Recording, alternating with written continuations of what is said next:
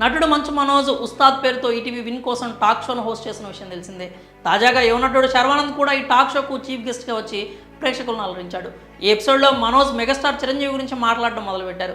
మనోజ్ మాట్లాడుతూ చిరంజీవి గారి గొప్పతనం గురించి గంటల తరబడి మాట్లాడుకుంటూనే ఉంటాం. ఇండస్ట్రీకి వచ్చినప్పటి నుంచి తనను నమ్ముకున్న వారందరికీ సపోర్ట్గా ఉంటున్నారు. తన ప్రజల కోసం ఆయన ఎల్లప్పుడూ అండగా ఉంటారంటూ మనోజ్ తెలిపారు. ఆయనకు హ్యాట్స్ ఆఫ్. చిరంజీవి గారి నుంచి చాలా విషయాలు నేర్చుకోవచ్చు. పవర్ఫుల్ మెగాస్టార్కి పెద్ద కరతాల ధ్వనులు చేద్దామన్నారు. దీనికి శర్వానంద్ స్పందిస్తూ చిరంజీవి గారి లాగానే రామ్ చరణ్ కూడా తన వాళ్ళ గురించి ఆలోచిస్తూ ఉంటాడు, పట్టించుకుంటాడు అని చెప్పాడు. అతను అవసరమైన వారికి అండగా ఉంటాడు. అతని వంటి వ్యక్తి నా స్నేహితుడని నేను గర్వంగా చెప్పగలను.